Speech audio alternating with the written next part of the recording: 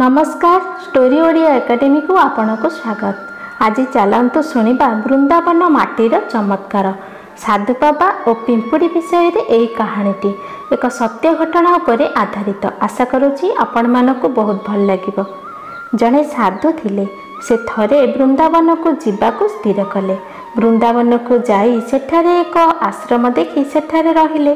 किछि दिन वृंदावन बुलाबुली कले एवं प्रभुंकर दर्शन पाउथिले। किछि दिन रहिबा परे घर को फेरिबा को मनस्थ कले। साधु भाबिले भगवान को निकटरे भोग लागी करी प्रसाद सेथिरे नेबा पाई। तेणु किछि लड्डू किणिले, मंदिर रु जाई प्रसाद अर्पण कले एवं आश्रम रे आसी शोइले। परदिन सकाळे ट्रेन ने बाहरी पड़िले। वृंदावन छाड़ीथिबा ट्रेन मुगल सराई स्टेशन रे पहुँचीबा पर्यंत संध्या हो जाइथिला। साधु भाबिले पाटना रे पहुँचीबा को आहुरी 3 ରୁ 4 घंटा समय लागिबो। मोते तो भोक लागिलानी। ट्रेन मुगल सराई रे अधा घंटा अटकिबो। जाउची हाथ पाद धोई संध्या प्रार्थना करिबी एवं किछि खाइदेबी। साधु हाथ पाद धोई लड्डू खाइबा पाई डब्बा खोलिले। से देखिले जे लड्डू रे पिंपुड़ी लागी जाइछंती। से पिंपुड़ी मानक आड़े दे गोटे 2टी लड्डू आनी खाइले। भाबिले ए लड्डू तो खराब हो जिवो, मु अवशिष्ट लड्डू प्रसाद बंटन करिदेबी। साधुंको हृदय बहुत सरल और परोपकारी थिला। लड्डू अपेक्षा सेही पिंपुड़ी मानक विषय रे अधिक चिंता करने को लगिले। भाबिले एही पिंपुड़ी माने लड्डू डबारे वृंदावन रु पळे आछंती। ट्रेन ने एते बाट चली आसिले। एमाने केते भाग्यवान थिले जे वृंदावन रे जन्म नेइथिले। किंतु एबे बहुत दूर को मोरी भूल पाई पळे आसिले। केते दिन बा केते जन्म लागिबो सेमानकु वृंदावन फेरिबा पाई।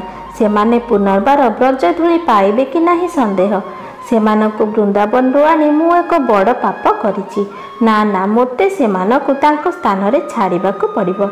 साधु सेही पिंपुड़ी गुड़ी को जत्नर सह सेही मिठा बाक्स रे रखिले एवं वृंदावन को चलिले।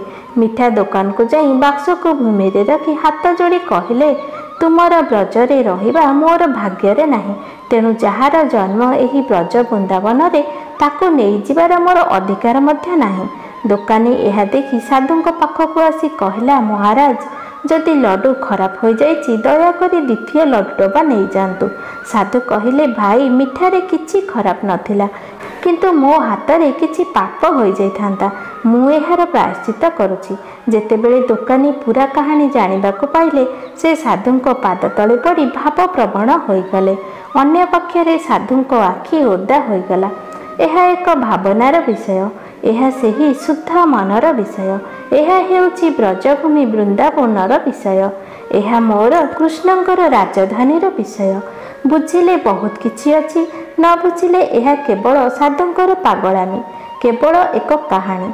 बंधुगण, आपण मानकु एही कहानीटी किपरि लागिला? साधुंक निर्मल हृदय भाव प्रवणर कहानी ना साधु बाबांक पागलामीर कहानी? दयाकरी कमेंट्स रे जणाइबाकू आपण मानकु अनुरोध। वीडियोटी जदि भल लगी थाए तेबे लाइक कमेंट शेयर करंतु। आउ एही बड़ी नुआ नुआ वीडियो देखिबा पाई आम चैनल को सब्सक्राइब करंतु। धन्यवाद।